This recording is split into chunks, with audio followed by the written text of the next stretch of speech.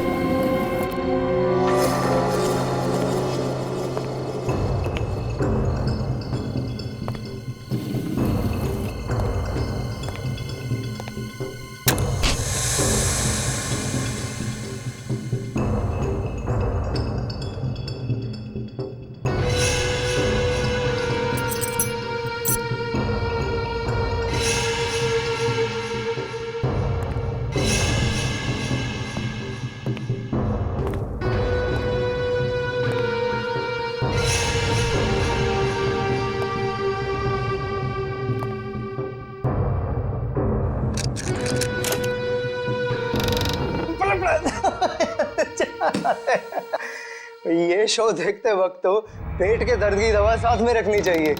हंसते हंसते पेट दर्द हो गया।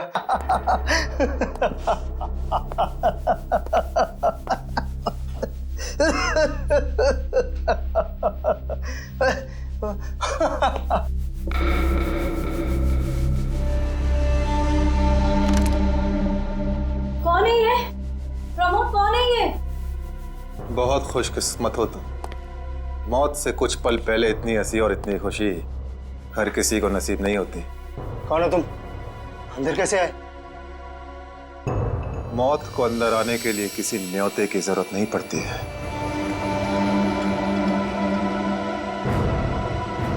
ये क्या कर रहे हो? मैंने क्या बिगाड़ा तुम्हारा? तो रुक जरा, पुलिस को। Happy birthday Tarika. Thank you Shreya. Thank you. Many happy returns of the day. Thank you Siddharth. बहुत खूबसूरत फूल है। श्रेया की चॉइस है। हाँ वो तो है, श्रेया की चॉइस तो कभी गलत हो ही नहीं सकती। हाय सिद्धार्थ। हेलो। हाय श्रेया। हाय पूर्वी। काफी देर कर दी आने में।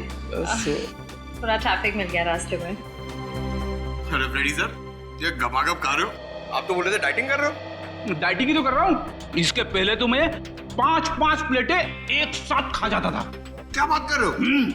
हमारे प्लान पे तो पानी फिर गया अभिजीत। अरे ऐसे कैसे? कुछ ना कुछ तो करूंगा मैं। कैसे?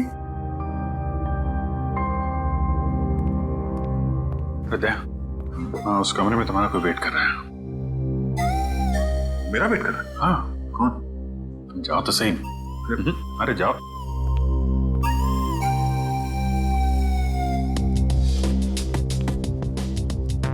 फिर सिद्धार्थ, वो तुम्हें मेरी जासूसी नॉवेल्स की कलेक्शन देखनी थी ना? चलो दिखाती हूँ। चलो श्री। अरे कभी तो श्रेया को अकेले छोड़ो। ऐसी कोई बात नहीं है ना? चलो। इट्स ओके सिद्धार्थ, जाओ तो। चलो।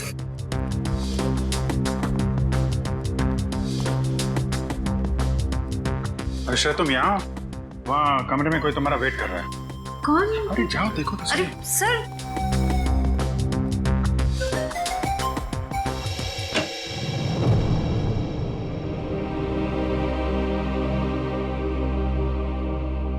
श्रेया, अच्छा किया तुम सिद्धार्थ को अपने साथ यहाँ ले आई। I am very sorry. उस दिन मैंने आपके साथ बहुत बुरा बिहेव किया था।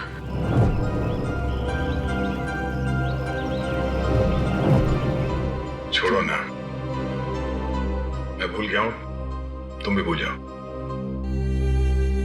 काश भूल पाना इतना आसान होता। जिंदगी कितनी सिंपल हो जाती है। श्रेया, ये यादें ही तो है जो उदास दिलों को जिंदगी जीने का हौसला देती है। अगर यादें ही ना हो तो जिंदगी कितनी बोरिंग हो जाएगी। तो क्या तुमने सिद्धार्थ से शादी करने का फैसला कर लिया? मेरा दिल कुछ और कह रहा है, दिमाग कुछ और। मैं जानता हूँ श्रेया, हमारे काम में हम दिल की नहीं दिमाग की सोचते हैं, मगर एक बार सीआईडी ऑफिसर ने एक आम लड़की की तरह सोचो, दिल का इस्तेमाल करो, उसकी आवाज सुनो। मेरे दिल में तो एक ही इंसान का नाम गूंजता रहता है और वो नाम है श्रेया। सिद्धार्थ। सिद्धार्थ प्लीज, सिद्धार्थ मेरी बात तो सुनो प्लीज। अब सुनने को बाकी क्या रह गया? पूरी हकीकत मैंने अपनी आंखों से देख ली। तुम दया से प्यार करती हो ना?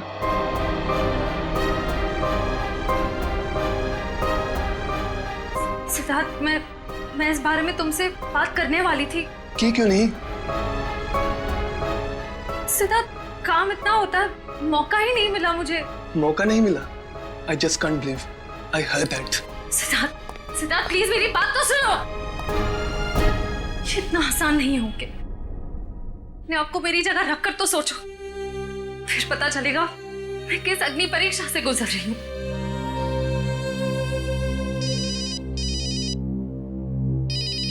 हेलो, कौन? सर, दोनों पति पत्नी थे, प्रमोद और शांति। सर, हमने कभी सपने में भी नहीं सोचा था कि हमारे होटल में ऐसा कुछ होगा। एक मिनट, आप बाहर खड़े रहिए।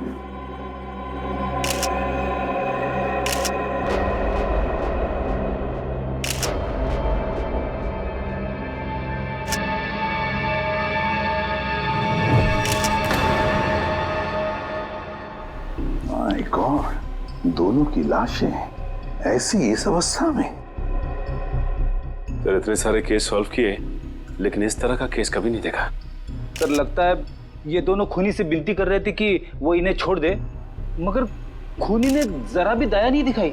नहीं फ्रेडी, लगता है खूनी ने पहले इन दोनों को मारा और फिर यहाँ लाकर बिठा दिया, हाथ पैर बांध दिए। जिस तरह से इन दोनों को बिठाया कुर्सी में, लगता है खूनी हमसे कुछ कहना चाहता है। ये देखो, ऐसे इतनी बेरहमी से मारा है जैसे ये खूनी कोई सिर फिरा हो या फिर बदले की आग में ये सब किया है उसने। My God. सर, इस प्रमोद की पीठ पे भी वार किया गया है।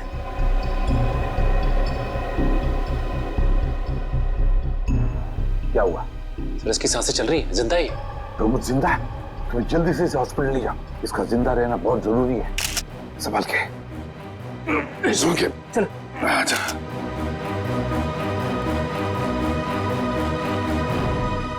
एक बात बताओ, ये खूनी अंदर आया कैसे? किसी देखा कैसे? नहीं सर, ये सब रात में हुआ सर, और रात के वक्त इसकी ड्यूटी रहती है सर, इससे पूछिए आप। कैसे हुआ ये सब? सर, कुछ देर के लिए मेरी आंख लग गई थी रिसेप्शन डेस्क के ऊपर। तुम्हें शर्म नहीं आती ये कहते हुए कि तुम्हारी आंख लगी थी ड्यूटी पर? Sorry sir. एक बात बताओ, ये दोनों प्रमोद और शांति कब से रह रहे तुम्हारी होटल में? सर, पिछले 6 दिनों से रह रहे थे और आगे भी 1 महीने रहने का प्लान था सर। क्यों, कुछ बताया इन्होंने? सर, प्रमोद जी की नई नौकरी लगी थी, नासिक से इस शहर में नए आए थे, उन्हें अपना घर नहीं मिला, इसीलिए होटल में रह रहे थे सर। ठीक है, जाओ। पंच, प्रमोद और शांति, इन दोनों की पूरी जानकारी चाहिए मुझे।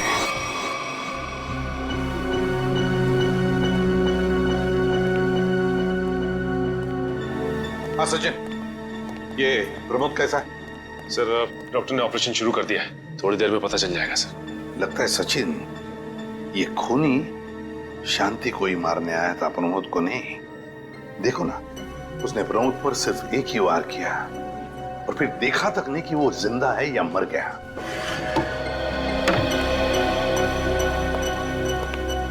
डॉक्टर साहब, कैसा है प्रमोद? हमने प्रमोद को बचा तो लिया है, मगर मगर क्या? वो कोमा में चले गए हैं। कोमा में? लेकिन डॉक्टर साहब, प्रमोद को होश तो आ जाएगा ना? हम तो अपनी तरफ से पूरी कोशिश करेंगे, मगर कुछ कहा नहीं जा सकता। Thank you. कुछ भी हो, प्रमोद होश में आना ही चाहिए। खूनी को सिर्फ प्रमोद ने ही देखा है। डॉक्टर साहब, शांति की लाश से कुछ पता चला? दया, मौत की वजह तो तुम लोगों को क्राइम स्पॉट पे ही पता चल गई होगी। पेट पर चाकू के इतने सारे घाव हैं, उसी की वजह से मौत हो गई बेचारे की। हाँ, वो तो हमें पता चल गया था। उसके अलावा कुछ और? हाँ, एक खास बात। 2 महीने पहले इसका किडनी का ऑपरेशन हुआ था। ये देखो, इसमें एक फोटो है। किडनी का ऑपरेशन? वंश, पता करो शहर के किस हॉस्पिटल में शांति के किडनी का ऑपरेशन हुआ था। और सर, वो क्राइम सीन पे जो खून मिला था वो शांति और प्रमोद का ही है। खूनी ने खून करने से पहले एक एक कदम फूंक फूंक कर रखा है। हाँ, काफी प्लानिंग की है खूनी ने इस जुर्म को अंजाम देने के लिए।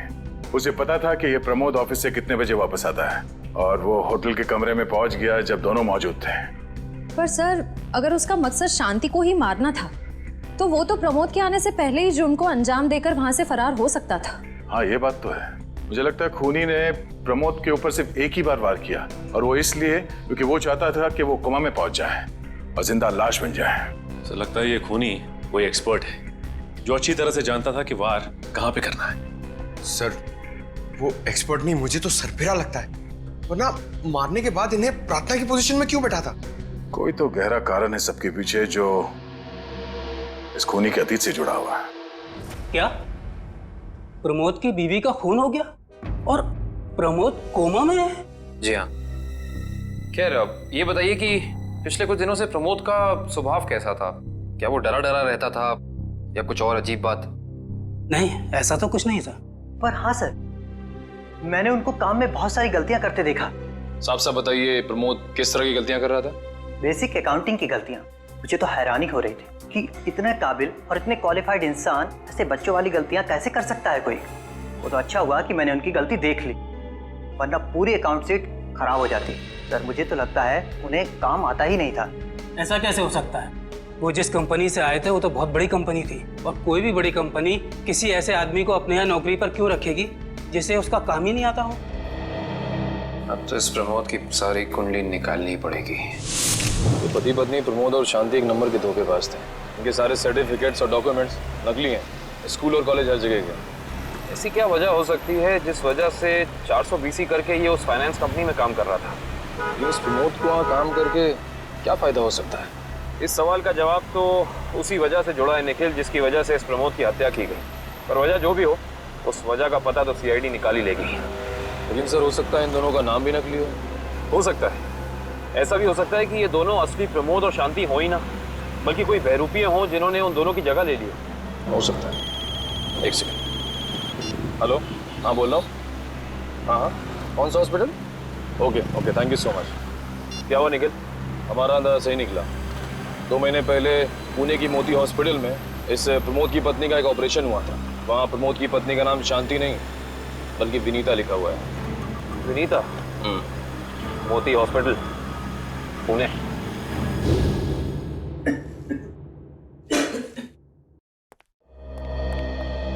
एक्सक्यूज मी, एक वक्त पे सिर्फ एक ही मरीज अंदर आएगा?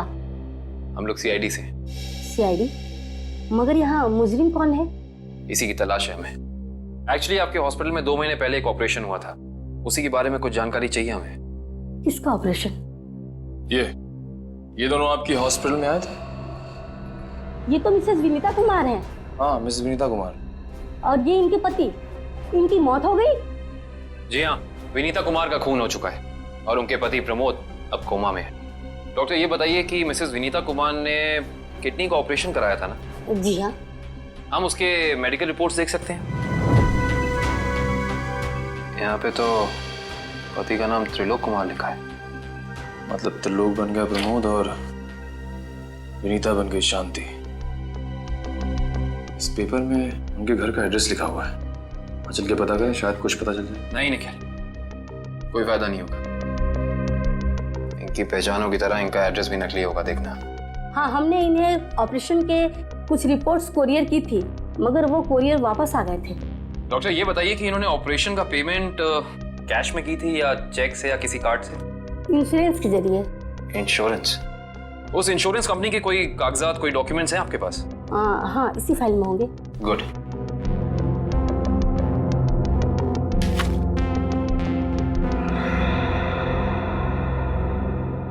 Base health insurance. अंकित, सभी अकाउंट्स और सभी खाते अच्छी तरह से बंद हो जाने चाहिए। कल शाम 5 बजे तक ऑडिटर आ जाएगा। हो जाएगा सर। कभी सपने में भी नहीं सोचा था कि हमारी कंपनी का अंत इतना बुरा होगा।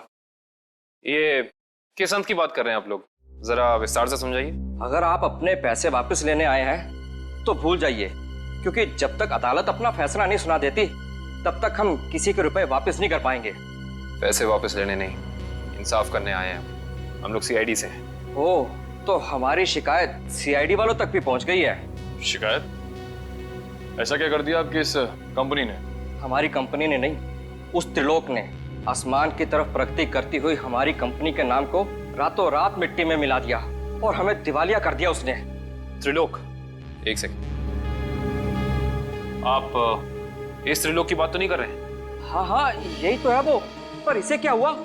किसी ने इसकी जान लेने की कोशिश की है। फिलहाल ये कोमा में। ये तो होना ही था, इतने लोगों को जो धोखा दिया इसने। किस धोखे की बात कर रहे हैं? हमारी कंपनी के क्लाइंट्स को झूठे सपने दिखाकर कहा कि सबके पैसे एक ही महीने में 2 गुना कर दूंगा, पर सबके पैसे बटोरकर 9 तो 11 हो गया वो। और क्लाइंट हमारी कंपनी से पैसे वापस मांग रहे हैं। बैंकक्रप्ट हो गया। इतने सालों से कंपनी की बनी बनाई इज्जत मिट्टी में मिल गई। खोए हुए पैसे और खोई हुई इज्जत तो फिर से कमाई जा सकती है, पर खोई हुई जान तो वापस नहीं आ सकती ना।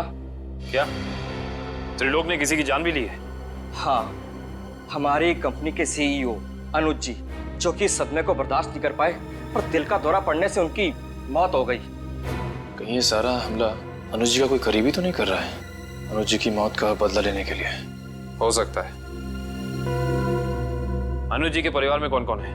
उनकी पत्नी सुधा, जो कि अभी सदमे में है, और उनका बेटा विक्की। विक्की? इस विक्की का फोन नंबर दीजिए जरा। विक्की के फोन का सिग्नल यहीं आसपास बता रहा है। हो गई? अच्छा, अभी अभी मागाधीर रोड की तरफ मुड़ा है। मागाधीर?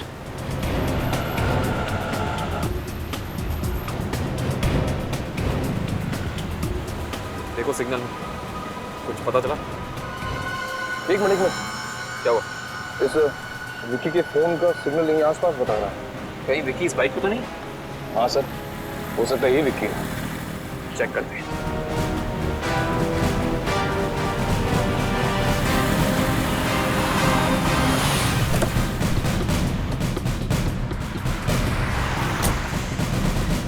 सुनो भाई साहब, तुम ही विक्की हो?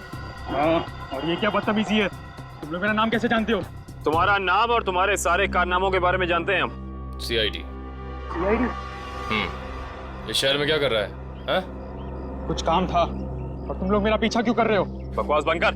दो खून करके भाग रहा हो, कह रहा है सीआईडी पीछा क्यों कर रही है? मैंने कोई खून नहीं किया है। अच्छा, त्रिलोक और विनीता का खून नहीं किया तुमने? What? त्रिलोक और विनीता मर चुके? ड्रामा बनकर अपना पूरा इतिहास है तेरा हमारे पास। उन दोनों ने तुमसे तुम्हारे पिता को छीना, उसका बदला लेने के लिए तुम यहाँ आए हो उनके पीछे। हाँ, मैं बदला लेने जरूर आया था, पर मैंने उनका खून नहीं किया। देख, सच बोल दे, समझा? नहीं, अपनी शक्ल नहीं पहचान पाएगा। मैं सच कह रहा हूँ। मैंने किसी तरह उनके बारे में पता किया। मैं उनके होटल भी गया था, मगर जैसे मैं उनके कमरे की तरफ जा रहा था, मैंने उनके कमरे में एक आदमी को जाते हुए देखा। कौन सा आदमी था वो? उसके चेहरे को ठीक से देख नहीं पाया मैं। तुम्हें जो भी याद है, जितना भी याद है, साफ साफ बताओ।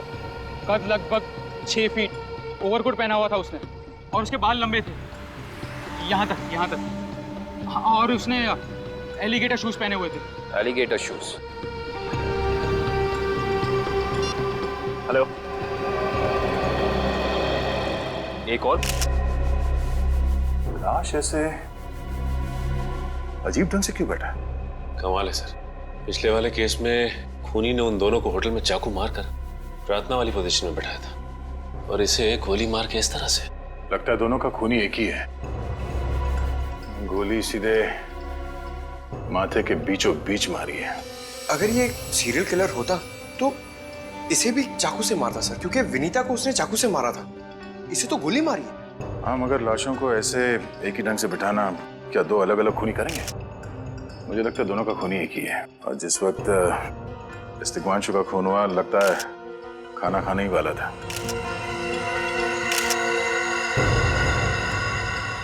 सर यहाँ पे दूसरी प्लेट भी पड़ी है, कहीं ऐसा तो नहीं कि ये तिग्मांशु की बीवी के लिए थी? मैम सब तो एक हफ्ते के लिए गाँव गई हुई है, एक हफ्ते के बाद लौटेगी।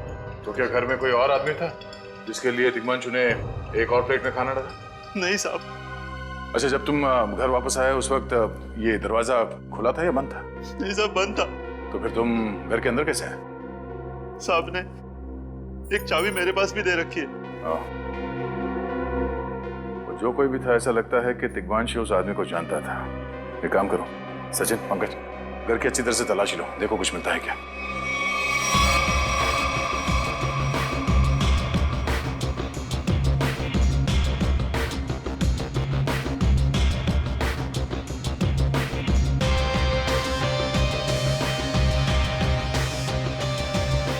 साहब। हाँ सचिन। हाँ सचिन। ये देखिए सर, यहाँ से शीशा निकाला गया है, चिटकनी खोली गई है और यहाँ से बाहर जाने का रास्ता भी है। मतलब कोई अंदर यहाँ इस खिड़की से आया था? सर लेकिन इस घर में तो सेफ्टी अलार्म भी है सर। अगर यहाँ से कोई अंदर आया है तो सेफ्टी अलार्म बजना चाहिए था और सिक्योरिटी गार्ड को भी अंदर आना चाहिए था। अब इसका जवाब तो सिक्योरिटी गार्ड ही देगा।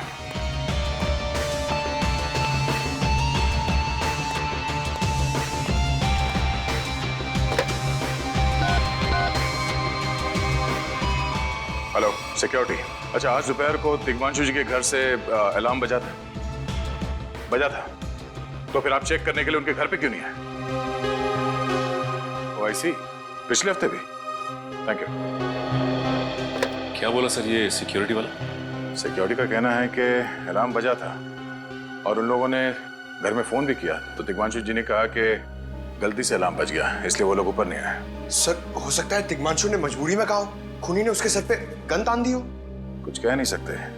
बात करते वक्त अगर थोड़ी सी भी टेंशन हो आवाज में तो ये सिक्योरिटी वाले तुरंत भाप लेते हैं। दरअसल पिछले हफ्ते भी तिग्मांशु के घर से अलार्म बजा था और जब सिक्योरिटी वालों ने फोन किया था तो तिग्मांशु ने यही कहा था कि गलती से बच गया। सर ये खूनी काफी चालाक लगता है, खेल खेल रहा है। देखते हैं, जरा देखो इस घर में कुछ और मिलता है क्या। खूनी ने कोई ना कोई सुराग जरूर छोड़ा होगा, चेक करो।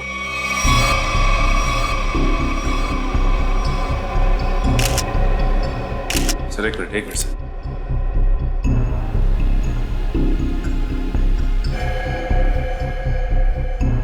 ये देखिए सर, खून।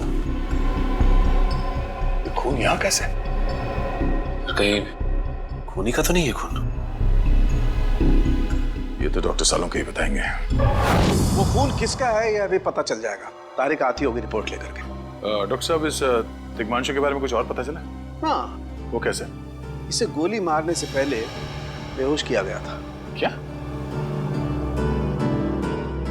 इसे बेहोश किया था? इसके खून में मुझे एक खास किस्म की दवाई के अंश मिले जो अक्सर इंसान को बेहोश करने के लिए दी जाती है, और वो दवाई से इंजेक्शन के जरिए दी गई थी। ये देखो। सर बहुत ही अजीब बात है। अगर खूनी इसे मारना चाहता था तो सीधा गोली मारकर इसका काम तमाम कर सकता था। फिर ये जहर की दवाई क्यों दी होगी? और सर एक और बात पता चली, तिग्मांशु जिस हालात में हमें मरा हुआ मिला था वो एंशिएंट कल्चर के हिसाब से प्रार्थना करने की पोजीशन, खाना खाने से पहले। तो फिर तो शांति और तिग्मांशु दोनों का खूनी एक ही आदमी है। एक खूनी के लिए ये हत्याएं जुर्म नहीं, एक जश्न है। इसीलिए उसने टेबल पे ये प्लेटें सजाई, उसमें खाना रखा, एक अपने लिए और एक तिग्मांशु के लिए। और सर, तिग्मांशु को प्रार्थना की पोजीशन में बैठा के उसने गोली मार दी। सर मैंने कहा था ना, ये खूनी एकदम सरफिरा है सर। हाँ सर, लगता है ये खूनी अपने आप को बहुत शक्तिशाली महसूस करता है। जिस वक्त इन सब की गर्दनें झुकी होती हैं उसके सामने, उसे आनंद आता है। नहीं सचिन, खूनी का मकसद लोगों को अपने सामने झुकाना नहीं, बल्कि अपने लिए प्रार्थना करवाना था। क्या मतलब? ये रही उस खून की रिपोर्ट। ये खून ना ही तिग्मांशु का है और ना ही उसके घर वालों का। ये खून उस खूनी का ही है। खूनी का? मगर वहां तो हाथापाई के कोई निशान नहीं मिले और उस जगह को देख के ऐसे लगा भी नहीं कि तिग्मांशु ने सेल्फ डिफेंस में खूनी के ऊपर हमला किया होगा। वो इसलिए दया क्योंकि ये खून खूनी ने अपने मुंह से थूका था। हमें इसके खून में से इसके सलाइवा के कुछ अंश भी मिले। उसकी तबीयत खराब है क्या? हाँ, वो बीमार है। उसके खून में एथिमोलाइसिन नाम की दवाई का अंश मिले और उसका कीमोथेरेपी हुआ था। इसका मतलब उसे कैंसर है, ब्रेन का कैंसर, लास्ट स्टेज का ब्रेन कैंसर। इसीलिए वो लोगों से अपने लिए प्रार्थना करवा रहा है ताकि उसकी ये बीमारी ठीक हो जाए। हमारे क्रिमिनल डेटाबेस में चेक करो, पता करो ये कोई पुराना पापी तो नहीं है। नहीं सर, उस खूनी का हमारे क्रिमिनल डेटाबेस में कोई रिकॉर्ड नहीं है। कोई इतिहास नहीं है? नहीं सर। सर तिग्मांशु की पूरी कुंडली निकाल के लाओ सर। प्रमोद की तरह इसकी पहचान भी नकली है। व्हाट? हाँ सर, ये देखिए, उसका असली नाम राकेश है और जिस तरह प्रमोद को चासू बीसी की आदत थी, ठीक उसी तरह राकेश भी भोली भाली लड़कियों को फंसाता था शादी के झांसे में। कई लड़कियों ने आत्महत्या की है इस तिग्मांशु और राकेश के चक्कर में। हाँ सर, शादी के बाद उनके पैसे लेके ये गायब हो जाता। सर इसका मतलब खूनी ने 2 ऐसे लोगों को मारा जो पहले से मुजरिम थे। शायद उसने सोचा होगा कि मरने से पहले कुछ अच्छे कर्म कर लूं। नहीं श्रेया, जरूर कोई रिश्ता रहा होगा उसका इन दोनों अपराधियों के साथ। पता करो इन दोनों अपराधियों का केस किस पुलिस स्टेशन में फाइल किया गया था? सर, ब्रेन कैंसर के जितने भी पेशेंट्स हैं शहर में, उन सबकी लिस्ट मिल गई है सर। कुल मिला के ऐसे 50 पेशेंट्स हैं, जिसमें से 10 पेशेंट्स ऐसे हैं जो कैंसर की लास्ट स्टेज पे हैं। उनमें से 4 औरतें हैं, बचे 6। हाँ सर, और इन 6 में से 4 ऐसे हैं जो 70 साल से ऊपर के बुजुर्ग हैं। अब बचे 2, ये उदय और भानु। तुम इन दोनों से मिले? हाँ सर, ये उदय 6 महीने से हॉस्पिटल में है। और भानु? भानु सर 1 महीने से हैदराबाद में। ये कैसे हो सकता है सचिन? अगर वो मुजरिम इसी शहर में है तो कहीं ना उसका इलाज चल रहा होगा ना कहीं से वो दवाई खरीदता होगा। वांची सर, इस शहर में जितने भी केमिस्ट है जहाँ पे ब्रेन कैंसर की दवाइयाँ बेची जाती है, उन सब की लिस्ट चाहिए मुझे।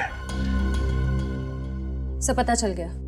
त्रिलोक और राकेश दोनों के खिलाफ एक ही थाने में केसेस दर्ज किए गए थे, जगतपुरी थाने। इस केस का पूरा इतिहास जगतपुरी थाने से ही पता चलेगा। Excuse me. यस। आपकी दुकान पे ब्रेन कैंसर की दवाइयाँ बेची जाती हैं? जी हाँ, हमारी दुकान उन चुनिंदा दुकानों में से है जहाँ ये दवाई आपको मिलेगी। वैसे ये दवाइयाँ बहुत कम लोग खरीदते होंगे नहीं? जी बहुत महंगी है एक्चुअली। अच्छा, जो लोग ये दवाइयाँ खरीदते हैं उनकी लिस्ट मिल सकती है हमें?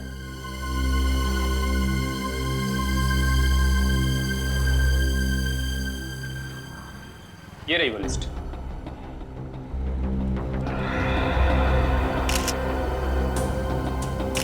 तपन, उदय और नितिन, ये तीनों लोग तो उस मरीज की लिस्ट में थे। अच्छा, आपको पूरा यकीन है कि इनके अलावा और कोई नहीं आता ये दवाई लेने के लिए? जी नहीं, लेकिन हो सकता है कोई गैर कानूनी तरीके से ये दवाई खरीद रहा हो। ये दवाइयाँ काफ़ी महंगी है ना, आम आदमी इसका खर्चा नहीं उठा सकता। अच्छा, आप किसी ऐसे आदमी को जानते हैं जो ये गैर कानूनी काम करता है? एक आदमी है, आंद्रे नाम है उसका।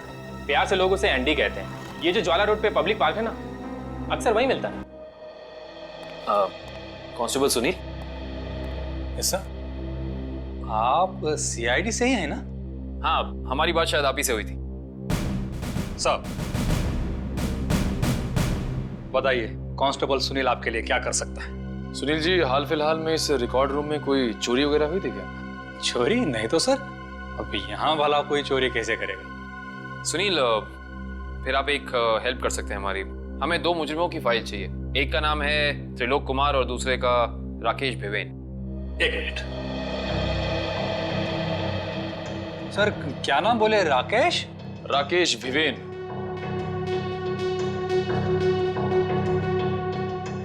कमाल है, इसकी फाइल तो है नहीं यहाँ पे। अच्छा, वो दूसरा नाम क्या बोले? त्रिलोक? त्रिलोक कुमार। इसकी भी नहीं है? दोनों की फाइल्स नहीं? हाँ सर, लेकिन यहाँ पर चोरी की तो कोई घटना नहीं घटी। पता नहीं फाइलें गायब कैसे हो गई। सुनील, यहाँ याद करने की कोशिश करो, हाल ही में कोई दुर्घटना घटी थी क्या? पिछले महीने ऑफिस एरिया में आग लग गई थी, तो अच्छा हुआ फायर ब्रिगेड वाले जल्दी आ गए और हमारे रिकॉर्ड्स नष्ट नहीं हुए। जरूर ये आग भी जानबूझकर लगाई गई थी। आग लगने की वजह क्या थी? वो बताया गया कि मेन स्विच बोर्ड के अंदर शॉर्ट सर्किट हुआ था। कोई इलेक्ट्रिशियन भी आया था काम करने के लिए। जरूर वहीं छेड़छाड़ की गई है।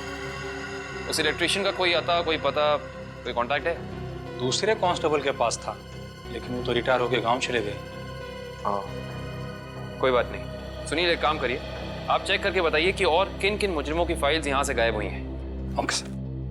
पता तो चले आखिर अगला शिकार है कौन इस अनोखे खूनी का। ये ले पैसे। अरे ये दवाइयाँ तो असली है ना। अरे अंकल जी, ये जो शक की बीमारी है ना, कैंसर से भी ज्यादा खतरनाक है। अगर आपको यकीन नहीं है कि ये दवाई असली है या नहीं, तो खुद जाकर दुकान से क्यों नहीं खरीद लेते? अरे तुम तो बुरा मान गए, मैं तो बस ऐसे ही पूछ रहा था, मेरा मतलब वो नहीं। जानते हो, इस तरह से दवाइयाँ बेचना और खरीदना दोनों गैर कानूनी है। आखिर तुम्हारा कोई फायदा नहीं है। मैंने सुना था कि सीआईडी बड़े-बड़े केस हैंडल करता है। मैं तो छोटा-मोटा चोर हूँ, जाने दो ना साहब। हाँ मिस्टर छोटे चोर, ये बताओ कि तुम्हारे पास से ये दवाइयाँ खरीदने के लिए कोई ऐसा आदमी आता था जो 6 फीट लंबा था और लंबे लंबे बाल थे उसके, और वो एलिगेटर वाले शूज पहनता था? हाँ, वही जो आगे से नुकीला होता है। हाँ, आया था चिराग। आप लोग चिराग को ढूंढ रहे हो? हाँ। कहाँ मिलेगा ये चिराग? चिराग? लगता है चिराग घर पर नहीं है। कमरे अच्छी तरह से चेक करो, देखो कुछ मिलता है क्या। पंकज, कंप्यूटर चेक करो।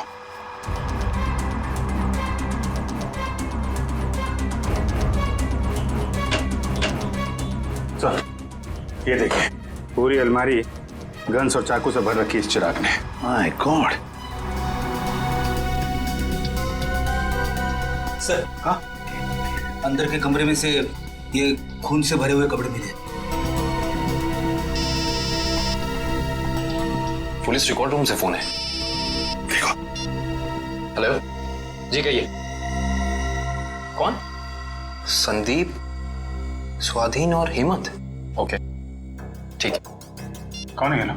सर, त्रिलोक और तिग्मांशु की तरह इन तीनों की फाइल भी चोरी हुई है पुलिस रिकॉर्ड रूम से।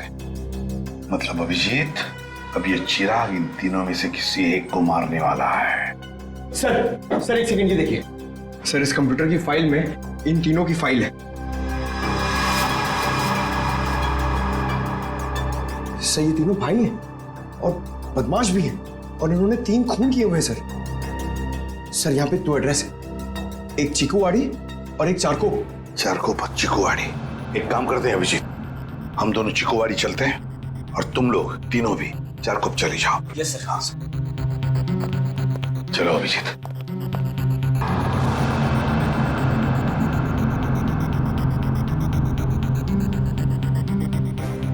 क्या हुआ सर? अभिजीत, ये पेन, ये मेरा पेन है अभिजीत। आपका पेन? यहाँ पे कैसे सर? ये पेन मैंने जग्गा को दिया था, जग्गा को। जग्गा सर? वो आपका खबरी? हाँ अभिजीत, मेरा खबरी। मगर जग्गा तो मर चुका है सर। हाँ अभिजीत, तो मर चुका है, लेकिन जिस खून में तलाशी करने में मदद की थी जग्गा ने हमारी, उस वक्त वो खून भी इसी तरह हो रहे जैसे आज हो रहे हैं। खून करने के बाद लोगों को प्रार्थना की पोजीशन में रखा जाता है।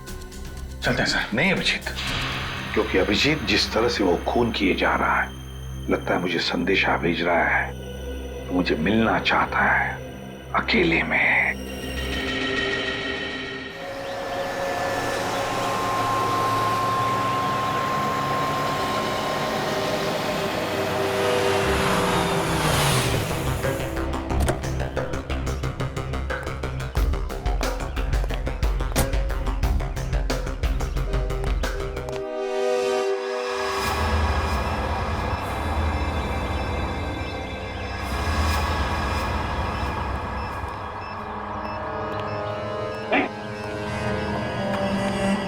प्लीज हमें बचा लीजिए, किसी तरह हमें मार डालेगा। घबराओ मत, मैं इसे भी प्रद्युम्न हूँ, कुछ नहीं होने दूंगा तुम्हें। इनकी बातों को ज्यादा सीरियसली मत लेना, इन्हें तो झूठे वादे करने की आदत है, और इतनी बड़ी बड़ी बातें करने से पहले एसीपी जरा मेरा इंतजाम तो देख लो। बस रिमोट के इस बटन को दबाना है और ये तीनों हमेशा के लिए बूम, धरती से गायब। क्यों कर रहे हो तुम ये? क्या गलत कर रहा हूँ? हाँ बोलो। पर ये तीनों तो वैसे भी कानून से भागे हुए अपराधी है ना, तो इन्हें मारकर क्या गलत कर रहा हूँ मैं? इन्हें सजा देने का हक तुम्हारा नहीं, सिर्फ कानून का हक है ये। बस यही तो प्रॉब्लम है, जब तक तुम कानून में हो कुछ नहीं हो सकता। क्या क्या चाहते हो तुम मुझसे? पहले अपनी ये गन मुझे दो। एसीपी, मुझे अपनी गन दो, वरना मैं ये रिमोट दबा दूंगा। एसीपी, मैं 3 तक गिनूंगा। 1 2 3। नहीं,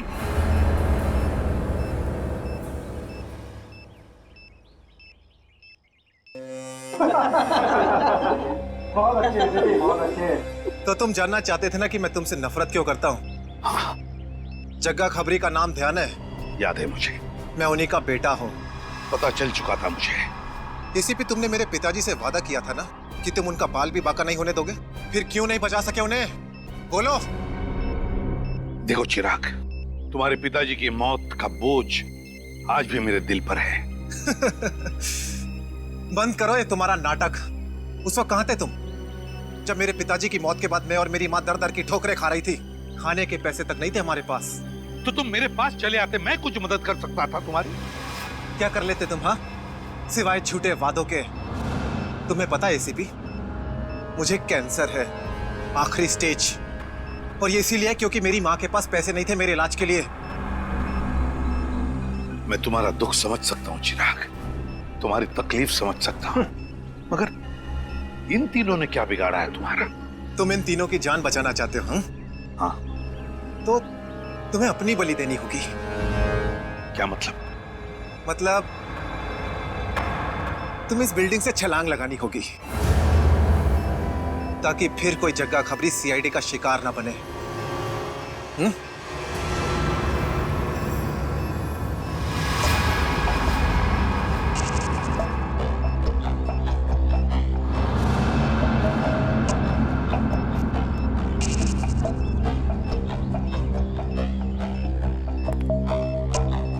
ठीक है, मंजूर है।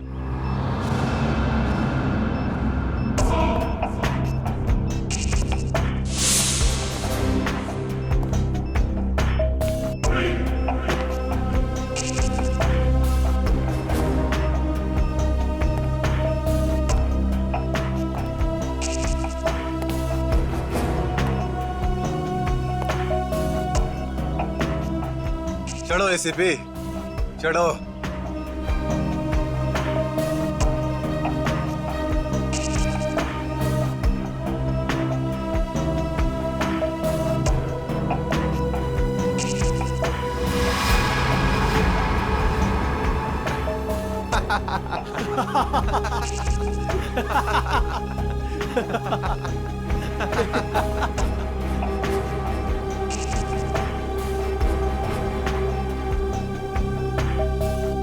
ऊपर जाकर मेरे पिताजी से माफी जरूर मांग लेना। क्या हुआ? मौत को इतना नजदीक देखने से पांव कांपने लगे? एसीपी आज तक अपनी मौत को अपनी हथेली पर लेकर ही चला है, समझे? मौत से कभी डरा नहीं है वो। इतनी बड़ी बड़ी बातें, अब बातों का वक्त नहीं है, अब एक्शन का वक्त है। कूदो एसीपी, छलांग लगाओ और अपनी ये बेहतरीन जिंदगी को अलविदा कह दो। चलो। 1 मिनट, मैं जरूर कूदूंगा, लेकिन तुम पर कैसे विश्वास कर सकता हूं कि मेरे कूदने के बाद तुम इन तीनों को छोड़ दोगे? तुम्हारे पास और कोई चारा भी नहीं है। कूदो एसीपी, वरना मैं इस रिमोट का बटन दबा दूंगा।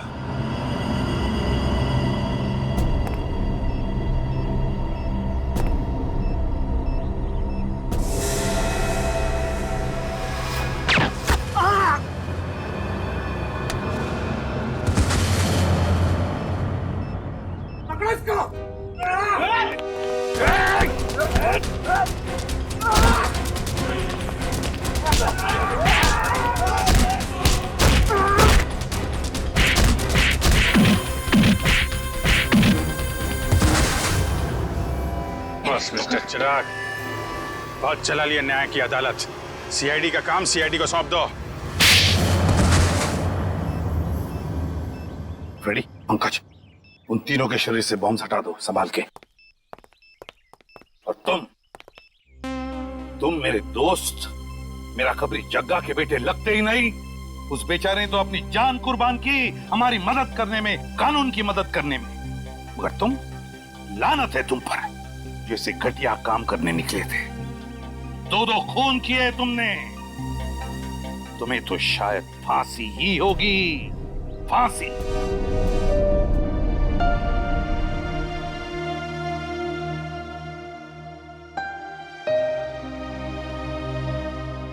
बड़े बुजुर्ग कह गए कि अगर कोई चिंता सताए तो उस चिंता को अपने कलेजे के अंदर अंगार बनने नहीं देना चाहिए। कलेजा जल जाता है।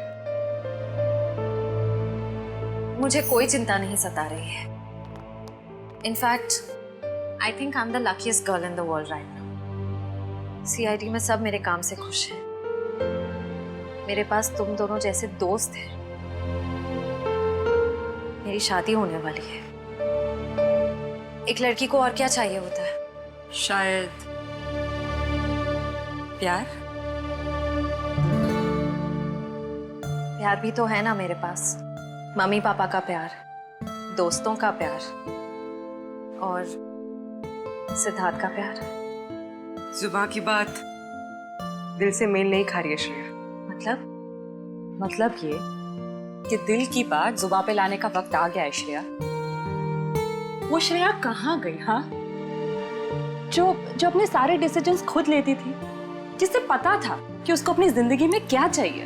हाँ श्रेया, अब वक्त आ गया है। तुम्हें किसी एक को चुनना ही होगा। और अगर तुमने एक स्ट्रॉन्ग डिसीजन नहीं लिया ना, तो उसका असर तुम्हारी जिंदगी पर नहीं, बाकी 2 जिंदगियों पर भी पड़ेगा।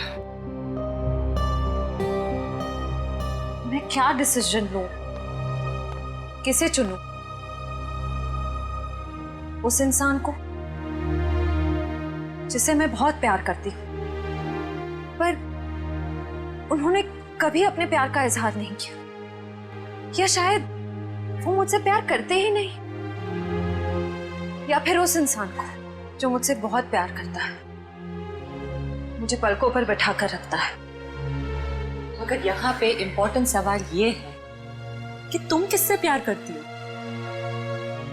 नहीं तारिका, यहाँ ये बात इम्पोर्टेंट है कि अब मैं पीछे नहीं हट सकती। मेरे किसी भी डिसीजन से ना सिर्फ सिद्धार्थ को, बल्कि उसकी और मेरी फैमिली को बहुत दुख होगा। बच्चों जैसी बातें मत करो श्रेया। हर माँ बाप चाहते हैं कि उनके बच्चे को जिंदगी की हर खुशी मिले। तुम सिद्धार्थ के साथ खुश नहीं रह पाई तो क्या अंकल आंटी खुश रह पाएंगे? और अगर तुम खुश नहीं रही तो क्या सिद्धार्थ खुश रह पाएगा? तुम्हारा एक कदम श्रेया बहुत सारी जिंदगियों को अफेक्ट करेगा। तुम बस दिल से काम लो। देखो, दिल हमेशा सही रास्ता दिखाता है। ठीक है, अब से मैं अपने दिल की बात सुनूंगी। अगर मैं किसी भी कदम पर कमजोर पड़ जाऊं तो तुम दोनों को मुझे सही रास्ता दिखाना होगा। हाँ, लेकिन एक शर्त पे। कैसी शर्त?